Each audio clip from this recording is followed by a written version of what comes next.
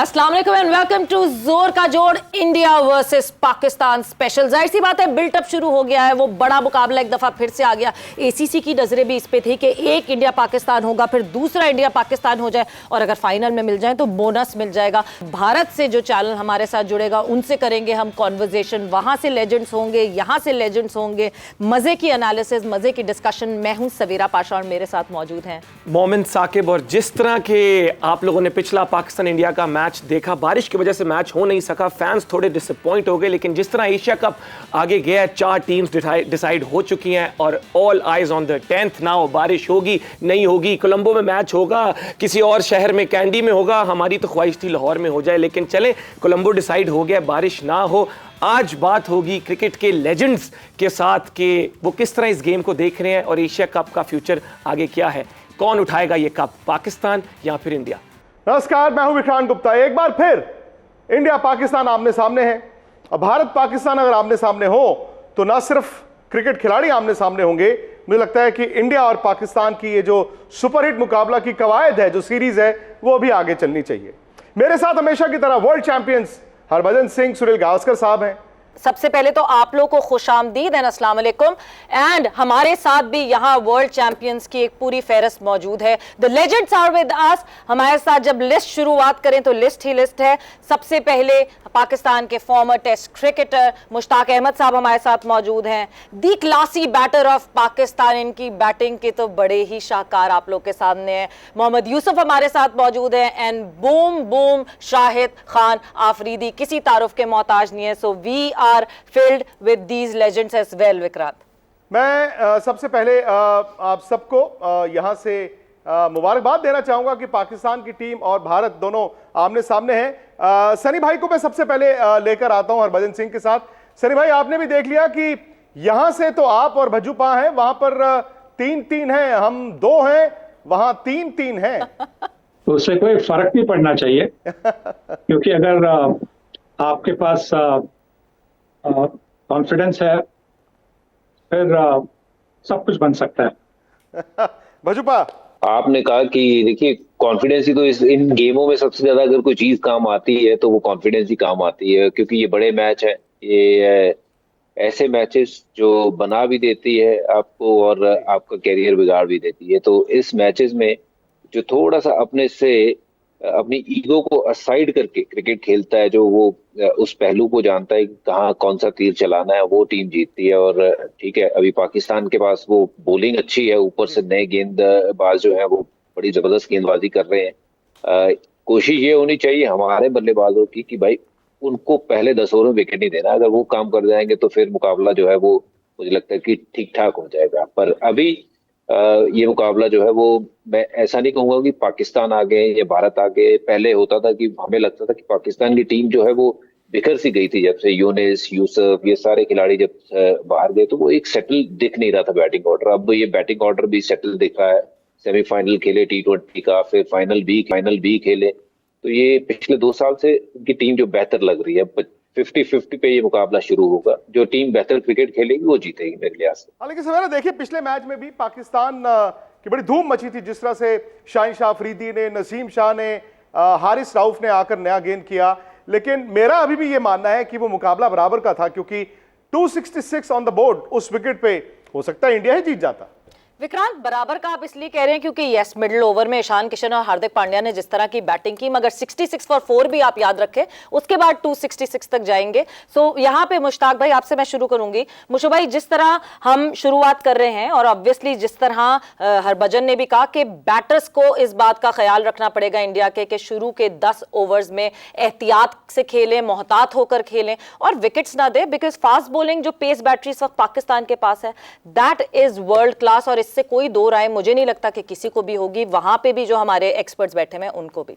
विक्रांत ने कहा कि वहां पे 2 हैं, वहां 2 हैं और यहाँ पे 3 हैं। 3 और 2 5 होते हैं Vikrant. We are 5 people here, not 2 and 3। But I think सबसे इम्पोर्टेंट आई थिंक, और सबसे इंपॉर्टेंट चीज मैं बताऊं आपको, जो बजी ने बात की, सनी भाई भी इधर हैं, cricket is a very very simple game. Basics के ऊपर जो बंदा अपने प्रोसेस पे ज्यादा देर तक कामयाब रहेगा, अंडर प्रेशर, जब भी जितना भी हमारा एक्सपीरियंस है क्रिकेट का, आप जब अंडर प्रेशर होते हैं तो आपकी बेसिक्स और आपकी जो प्रोसेस होते हैं वो आपको मदद करते हैं। तो पाकिस्तान की ऑब्वियसली, जैसे हरभजन ने बात की, बजी ने बात की कि बॉलिंग बहुत तगड़ी है, बट हैविंग सेड दैट, आपने कभी भी बॉलर्स को नहीं खेलना होता या बैट्समैन को देख के आपने बॉलिंग नहीं करानी होती। So coming back to that question, जो बजी ने बड़ी इंपॉर्टेंट बात की है कि आपको कंडीशन को सामने देख के, आपको सिचुएशन को देख के, फिर आपको सारा मेंटली प्रिपेयर्ड होना पड़ता है। I think the end of the day यही लगेगा कि जो जिस टीम का कप्तान और जिस टीम के नर्व्स तगड़े होंगे, जो डिसीजन अच्छा करेगा ग्राउंड के अंदर, I think they have a better chance इंशाल्लाह। आपने कहा ना उस दिन बारिश तो हो गई, अगर सॉरी ना होती तो शायद इंडिया जीत जाता, लेकिन मुझे लगता है जो नेपाल के खिलाफ इंडिया की बॉलिंग हुई है,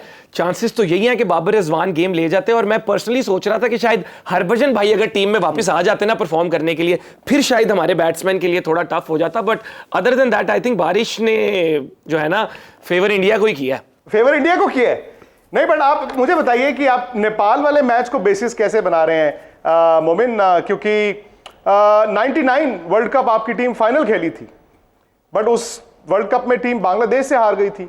तो आपको यह देखना होगा ना कि उस दिन कौन परफॉर्म करता है। अब अगर बांग्लादेश से आप हार जाओ तो आपको यार फाइनल क्यों खेले, तो ये भी आपको देखना होगा। हालांकि आई थिंक आप उस दिन मैदान में थे और मैं देख रहा था बहुत चीयर कर रहे थे अपनी टीम को और हमारे खिलाड़ियों को भी। एब्सोल्युटली नहीं, मैं उधर था भी, और चेयर जो है अपनी टीम को तो हमने सपोर्ट करना है, but at the same time I think वो जो उस दिन इंडियन फैंस और पाकिस्तानी फैंस, मैंने कहा कि 47 के बाद एक पॉइंट पे इकट्ठे हो गए थे, वो थी नो बारिश पॉलिसी। मैंने कहा बड़ी बड़ी इंटरनेशनल डिप्लोमेसी रुक गई है, आज बारिश ने इन लोगों को इकट्ठा कर दिया है। तो वो एक बड़ा इंटरेस्टिंग पॉइंट मुझे ग्राउंड में देखने को मिला। बिल्कुल यूसुफ, आपके पास मैं आती हूं आपकी तरफ। जिस तरह हम बैटर्स की बात कर रहे हैं, yes the batters need to face up front in bowlers के साथ पहले ही आते तैयार होना है, कंडीशन भी समझनी है, शाहीन हारिस को फेस भी करना है और अपने आप को सेटल करना है क्रीज पे। तो वक्त ज्यादा नहीं होगा जब इंडिया के बल्लेबाज आएंगे, बिकॉज जिस तरह हमने देखा कि गिल को हमने फंसा के रखा। गिल एक वक्त ऐसा था कि 11 बॉलों पे सिर्फ 1 रन बना सके थे। रोहित शर्मा स्ट्रगल करते हुए दिखे और उसके बाद ही वाज कॉट, और जिस तरह उनको शाहीन ने हैंडल किया। फिर उसके बाद विराट कोहली आते हैं। तो गिल एक यंगस्टर जो कि अपने आइडल्स को अपने ही सामने इस तरह आउट होते हुए देख रहे थे, वो खुद फिर सेटल नहीं हो सके। सो ये एक मुश्किल चीज तो है जो बल्लेबाज हैं भारत के, उनके लिए। बिस्मिल्लाहिर्रहमानिर्रहीम। इसमें कोई शक नहीं कि हमारे तीनों फास्ट बॉलर बहुत अच्छे हैं, टफ टाइम देते हैं किसी भी टीम को, लेकिन उस दिन कंडीशंस भी थोड़ी टफ थी। ये भी बैट्समैन को भी थोड़ा एज देना चाहिए, क्योंकि मैं खुद बैट्समैन हूँ और उधर भी सनी भाई बैठे हुए हैं, वो भी बैट्समैन थे। इस चीज़ को इंडोर्स भी करेंगे, सेकंड भी कर सकते हैं कि जब सीमिंग कंडीशन हो थोड़ा मुश्किल होता है, क्योंकि स्विंग का कोई पता नहीं किस तरह सीम होगा। एज ए बैट्समैन मैं ये ज़रूर कहूँगा कि उस वक्त क्योंकि प्रेशर गेम है, बाहर से बैठ के मैं कोई चीज़ कहूँगा बहुत आसान है। मैं कहूँगा कि एक स्विंग खेलनी चाहिए, अंदर वाला बॉल खेलना चाहिए, बाहर वाला खुद निकल जाएगा। ये बहुत आसान है कहना, लेकिन जब अंदर कोई खेल रहा होता है, प्रेशर गेम है। पाकिस्तान इंडिया की गेम का सबसे बड़ा जो वो चीज़ है वो प्रेशर है। जो टीम प्रेशर हैंडल करती है वो टीम आगे निकल जाती है। लेकिन ये है कि इनकी जो प्लेयर्स हैं, अगर उनकी बैटिंग रिकॉर्ड्स देखा जाए, उनकी टेक्निक देखी जाए, बहुत सॉलिड है।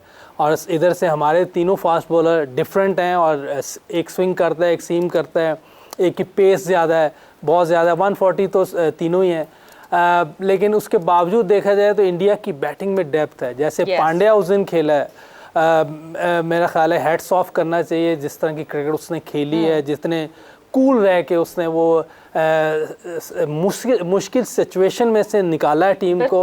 और यंगस्टर एक साथ खेला था, ईशान किशन, वो भी बहुत ज़बरदस्त क्रिकेट खेला है। तो मुकाबला सख्त है, बड़ा मज़े का मैच होगा। सनी भाई से मैं ये सवाल करना चाहूँगा कि दोनों मैचों में आपने इंडिया के अगेंस्ट, बांग्लादेश के अगेंस्ट शुरू में 4 आउट किए, बट दोनों मैचों में आपने बीच में आके पार्टनरशिप भी लगने दी है। हालांकि ये भी हकीकत है कि दोनों मैचों में आपके तेज गेंदबाज आए, उन्होंने टेल को खड़े नहीं होने दिया। तो ये दोनों तरफ से आप देखते हैं सनी भाई। लेकिन क्या उस दिन मतलब बेनिफिट ऑफ डाउट, अब हालांकि कोई नाम नहीं है बेनिफिट ऑफ डाउट का, बड़ा मैच है, शायद थोड़ा सा मुझे इंडिया की बैटिंग रस्टी भी दिखी। रोहित शर्मा, शुभमन गिल, विराट कोहली, अनफॉर्चुनेटली विराट को और इनिंग नहीं मिली है, सीधा पाकिस्तान का ही एक और मैच मिलेगा।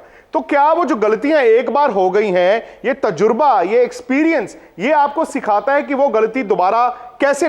जैसा कि होता है कि मैं समझता हूँ कि ये जो पहली मैच थी भारतीय टीम की, वो एक जैसे कि आप पूल में जाते हो, स्विमिंग पूल में जाते हो, आपको पता नहीं होता कि पानी कितना ठंडा है, तो आप अपना पैर हल्का सा आप पानी में डालते हैं और उसके बाद में जब आपको पता चलता है पानी कितना ठंडा है कि नहीं, उसके आप पूल में कूद जाते हैं। तो मुझे लगता है कि भारतीय टीम के लिए वो पहले मैच उस तरह की थी जहाँ पे खास करके पाकिस्तान के जो न्यू बॉल बॉलर्स थे उनके खिलाफ खेलना तो कभी आसान नहीं होता, कभी भी नहीं आसान।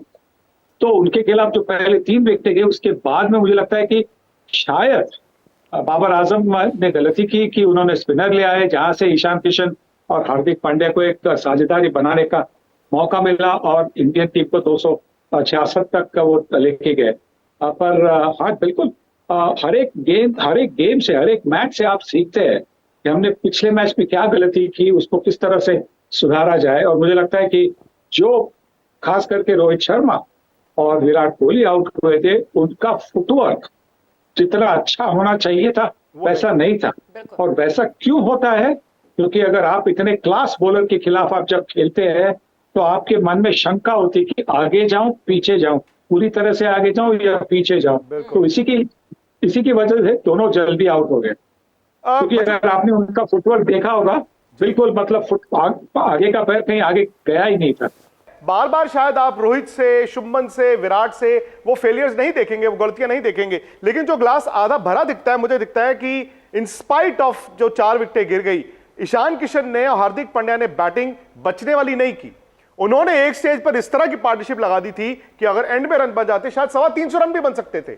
अगर लड़ना है तो फिर सामने आके लड़ना पड़ेगा। तो वही हार्दिक पांड्या या फिर ईशान किशन, दोनों ने काउंटर अटैक किया और उस स्थिति को, जो थोड़ा प्रेशर भारत के ऊपर बना था कि 4 विकेटें गई, उसके बाद 4 विकेटों के बाद वो ऐसा नहीं हुआ कि अगले 15 ओवर निकाल दिए सिर्फ सिंगल डबल के लिए। कोशिश करी कि जहां बाउंड्री का मौका मिलता है वहां बाउंड्री लगाई ताकि ऑपोजिशन के ऊपर भी प्रेशर आए। So that is where I think team India को वो थोड़ा सा एज है कि इनके पास वो ये खिलाड़ी जो है मैच विनर्स खिलाड़ी हैं। वो अब ऐसा नहीं है कि रन बॉल खेलना है, क्योंकि ये वनडे क्रिकेट का जो फॉर्मेट है अब थोड़ा सा अलग तरीके से चलता है। अब 300 रन भी सेफ नहीं लगते हैं, तो वो रन बनाने की जो माइंडसेट है वो बड़ी अच्छा है कि जिसके चलते हुए थोड़ा सा पाकिस्तान भी बैकफुट पे गया, वहां स्पिनर्स का ज्यादा इस्तेमाल हुआ। वो जो भी सोच थी बाबर की, अगर वहां पे एक फास्ट बॉलर और चलाते, हो सकता और एक विकेट मिलती, तो शायद अगले बल्लेबाज ऐसे नहीं खेल सकते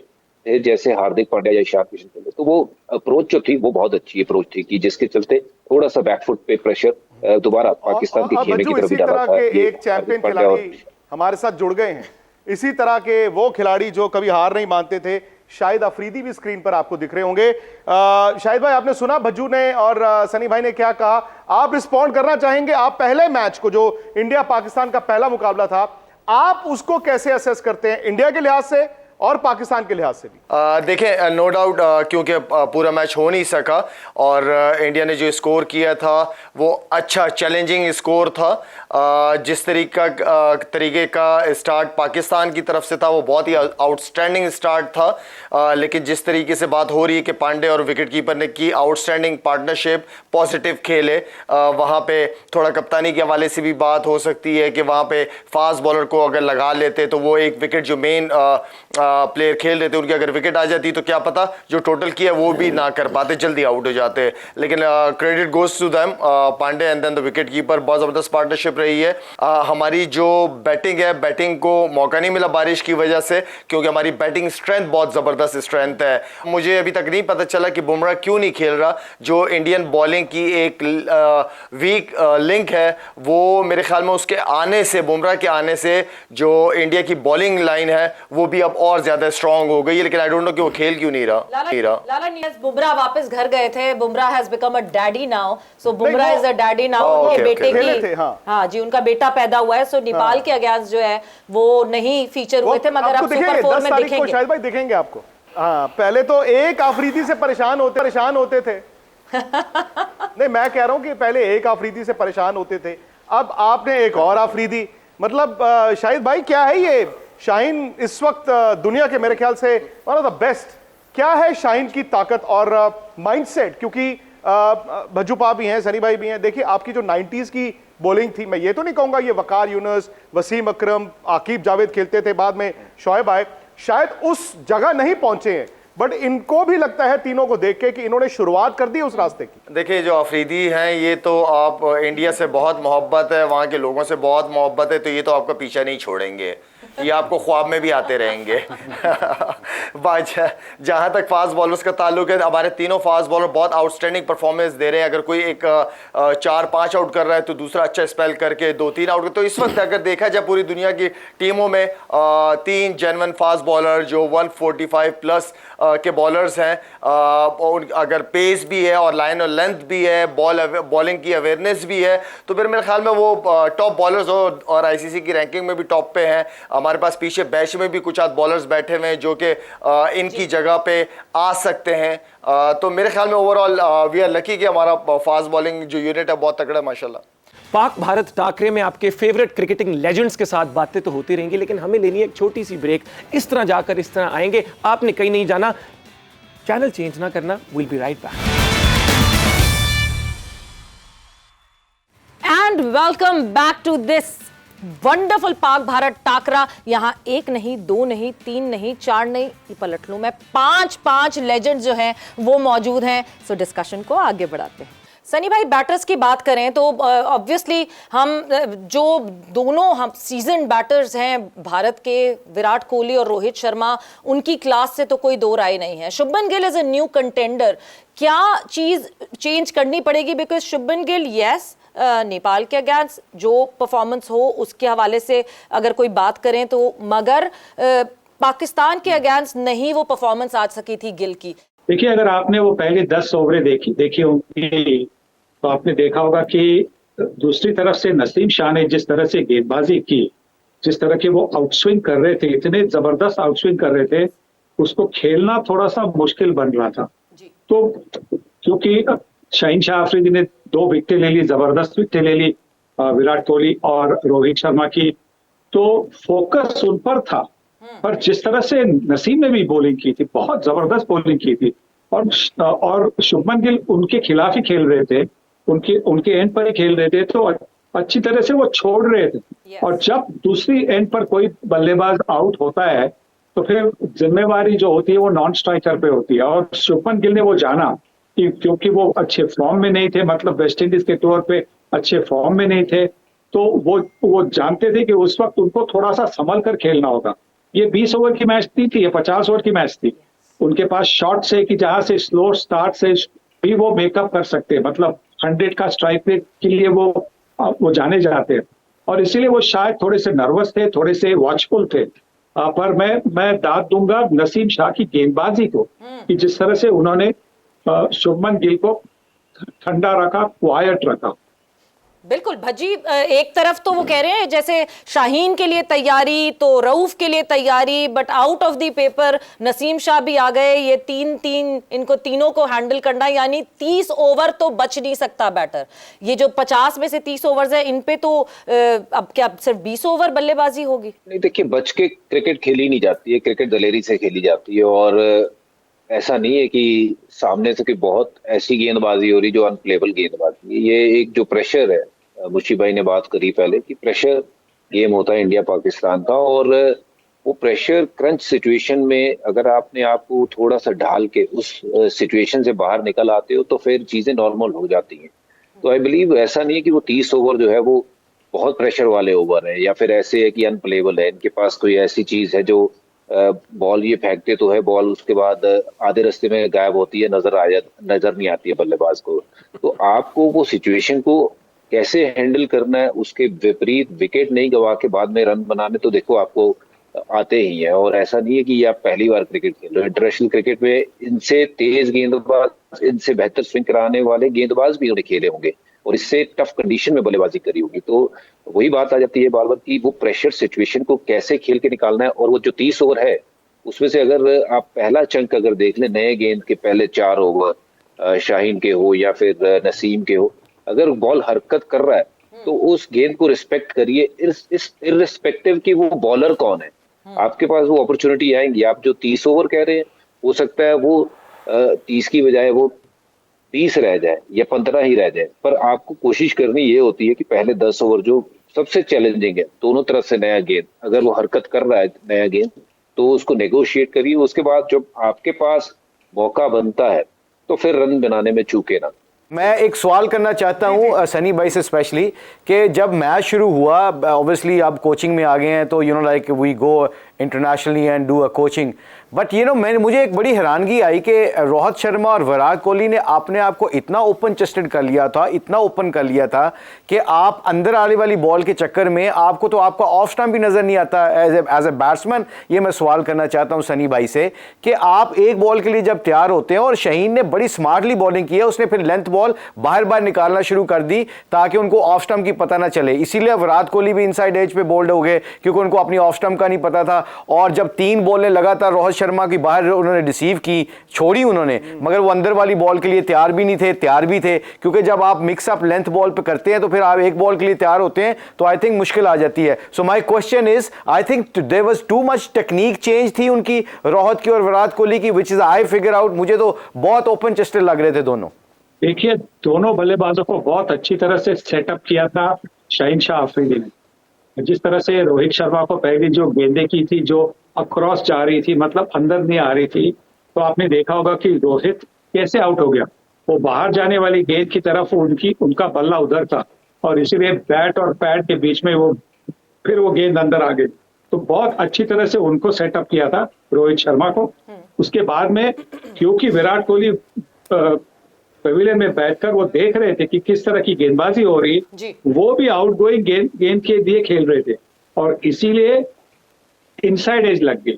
जब गेंद बाहर नहीं गई तो इसका पूरा क्रेडिट मैं शाहीन शाह अफरीदी को दे दूंगा, क्योंकि इतने अच्छे बल्लेबाज, इतने मतलब एक्सपीरियंस बल्लेबाजों को जिस तरह से उन्होंने चकाया है, तो मुझे लगता है कि उनको क्रेडिट देना चाहिए। तो सनी भाई, क्या ये माइंड बैटल है जो ये टॉप ऑर्डर हार जाता है? क्योंकि ऐसा नहीं है ये एक मैच हुआ है, पिछले साल वर्ल्ड T20 भी उठाएं, वहां पर भी पाकिस्तान ने नई बॉल पे विकेट ली, उससे पहले आप दुबई उठाएं, वहां पर भी पाकिस्तान ने नई बॉल से विकेट ली। क्या ये जहन में इनके घुस गए हैं? जहन में घुस नहीं, गए बिल्कुल नहीं, पर मुझे लगता है कि अगर वो थोड़ा सा अपना बैटिंग का स्टांस थोड़ा सा बदले, थोड़ा सा ओपन हो जाए, मतलब बाया जो शोल्डर है उसको थोड़ा सा ओपन करे मिड ऑन की तरफ, तो फिर अंदर आने वाली जो गेंद है उसका सामना वो ठीक तरह से कर पाएंगे। एक सवाल मैं पूछना चाहूंगा कि पाकिस्तान इंडिया का कंपटीशन अपने मैच में तो हो ही रहा है, लेकिन आई थिंक हमने जो इंडिया के खिलाफ फील्डिंग की वो इतनी अच्छी नहीं थी, फिर इंडिया ने माशाल्लाह नेपाल के खिलाफ जो फील्डिंग की वो भी इतनी अच्छी नहीं थी, तो क्या इनका एक और भी कंपटीशन चल रहा है कि बुरी फील्डिंग सबसे ज्यादा कौन करेगा? और एक और बात विक्रांत भाई मैं कहना चाहूंगा, मैं आज पहली दफा स्पोर्ट्स के टाकरे पे बैठा हूं, लेकिन मुझे बड़ी खुशी हुई है देख के कि क्रिकेट के साथ साथ आपने किस तरह पाकिस्तानी और इंडियन लोगों को एक बड़ा ऑप्टिमिस्टिक थिंकिंग का पर्सपेक्टिव दे दिया, glass half full half empty की बात करके, तो इसके लिए भी तालियां, वेरी गुड। मैंने कहा ये आपने क्रिकेट को यूज करके माइंडसेट शिफ्टिंग की भी बात कर दी। अच्छा, मैंने पानी पी लिया, मैंने पानी पी लिया, बट ठीक है, तो ग्लास इज एम्प्टी नाउ, यानी दोनों जो है मुक्का इस पे कर लेते हैं, ग्लास इज एम्प्टी। बट लाला और भज्जी ऑब्वियसली जब मौजूद हैं साथ, और लाला जब मेंटल प्रेशर की बात करें, सो लाला ये जो मेंटल प्रेशर का गेम है, ये भज्जी और आप जब आमने सामने होते थे उस वक्त क्या होता था उस गेम का?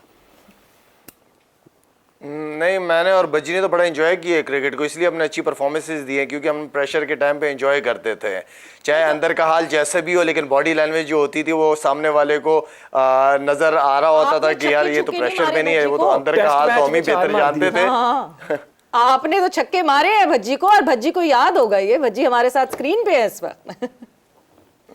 बज्जी का वो बस लग गया, मेरा दिन था जी, बज्जी ने आउट भी किया मुझे 2011 से। देखिए जब बॉलर, तो ये तो चलता रहता है। बिल्कुल, बड़ी इन्होंने सही बात करी है कि छक्के देखो सिर्फ बॉलर को पड़ते हैं और घर बैठे चपड़ासी को नहीं पड़ते हैं, ठीक है ना? तो छक्के जो खाता है बॉलर, वो बॉलर आउट भी करता है। तो अफरीदी बड़े जबरदस्त बल्लेबाज थे और ये बड़े मैच जिताए हैं, पाकिस्तान का सुपरस्टार रहा है, ये इंटरनेशनल क्रिकेट का सुपरस्टार रहा है, भाई ने बड़े मैच जिताए हैं अपने देश को। और जब आमने सामने होते थे तो वो बॉडी लैंग्वेज ऐसी ही होती थी, ये अपनी देश के लिए मशक्कत कर रहे थे, हम अपनी देश के लिए जान लगा रहे थे, तो उसमें कभी इन्होंने बाजी मारी, कभी हमने बाजी मारी, तो जो सिलसिला है वो कंपटीशन का वो बरकरार रहा है और छक्के खाए हैं। तो जैसे लाला ने कहा है कि 2011 में वो अगर अफरीदी वहां पे रह जाते, अगर मेरे बॉल पे आउट नहीं होते, तो शायद वो सेमीफाइनल जो है वो पाकिस्तान जीत जाता। तो ये हार जीत जो है या फिर गेम में छक्के लगना या विकेट लेना, ये गेम का पहलू है।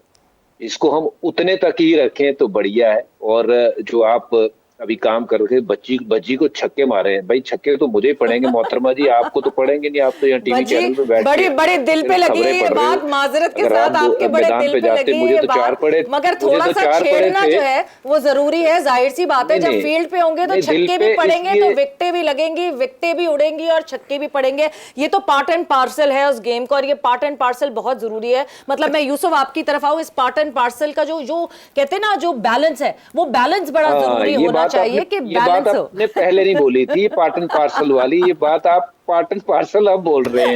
लेकिन मैं इस पे कहना चाहूंगा, अब बोल रहे हो, पहले आपने बात नहीं करी थी। हरभजन भाई, मैं इस पे ये पूछना चाहूंगा कि चले आपने कभी आउट कर लिया, अफरीदी भाई ने छक्के मार दिए, लेकिन जो आप लोगों की एक दोस्ती है ग्राउंड के बाहर, इस तरह होता था कि यार तू चंगी नहीं मेरे नाल की थी यार, थोड़ा वो शुगल मिला तो आप लोगों का चलता ही था आपस में प्यार मोहब्बत में?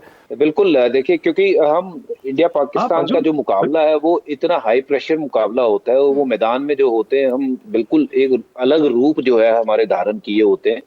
बट ऑफ कोर्स यूसुफ भी यहाँ बैठे हूँ, यूसुफ के साथ एक बार तो झगड़ा हो गया था मेरा, मतलब उस मुकाम पे हम पहुंच गए थे कि एक दूसरे को मारने के लिए उतर आए थे। बट इसका मतलब ये नहीं कि यूसुफ मेरा जानी कोई दुश्मन था। कहानी तो सुनाइए हाँ बजी, वो कहानी बस वो वर्ल्ड कप की कहानी है। तो आप वो कहानी तो बताएं ना, वो हुआ क्या था, क्या माजरा? ये दोनों बाहर बैठे हुए थे और कोई वर्ल्ड कप 2003 की बात है।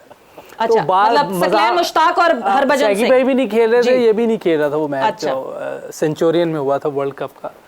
तो मेरा ख्याल बाहर बैठ के ये आपस में बातें कर रहे होंगे, लंबा टाइम था, 7 घंटे का वनडे मैच था, तो उसमें गपशप इनकी चलती रही। तो वो एक हमारी कॉकटेल पार्टी थी वर्ल्ड कप के, जो सारी टीमें इकट्ठी होती, तो वहाँ आपस में सारे गपशप लगा रहे थे। उधर कोई मेरी भजन की ऐसे शुगल में बात हुई, खैर उधर ख़त्म हो गई। लेकिन सकलैन भाई ने मेरा ख्याल है इसके साथ उधर दोबारा ये बात की है, कोई ये 10-15 दिन के बाद की बात है। तो शायद क्योंकि ये भी नहीं खेल रहा था, गुस्सा होगा, क्योंकि आप पाकिस्तान से खेलना या इंडिया से खेलना, वर्ल्ड कप का मैच ना खेल रहे हो तो अंदर कुछ होता तो है। जी। सईद भाई ने आती तो अच्छी भली फाइट हो जानी थी। सईद भाई ने आके छुटछुड़ा कर आया था। यानी सैकी भाई को तो मुझे पता नहीं उन्होंने क्या बोला था, पर यूसुफ ने कुछ मतलब बातों में, क्योंकि हम दोनों पंजाबी एक ही जुबान बोलते हैं, बातों में वो एक दूसरे के जुगते लगा रहे थे। इसमें कुछ ऐसी बात निकली कि जो मुझे ठीक नहीं लगी, फिर मैंने कुछ ऐसे चीजें बोली जो उसको ठीक नहीं लगी। तो वो एक मुकाम ऐसा आ गया जहाँ हम कांटा छुरी जो खाने वाला था वो एक दूसरे की तरफ लेके भागे थे। और अच्छा हुआ बचत हो गई, दोनों की बचत हो गई। नहीं, वैसे ये देखा जाए तो जब हम 90s में भी खेला करते थे तो हम ग्राउंड के दरमियान भी हमारे किस्से ऐसे हैं। एक दफ़ा सिद्धू पाजी बड़ा अच्छा खेल रहे थे हमारे खिलाफ, सहारा कप का मैच चल रहा था, तो बड़ी अच्छी बैटिंग कर रहे थे।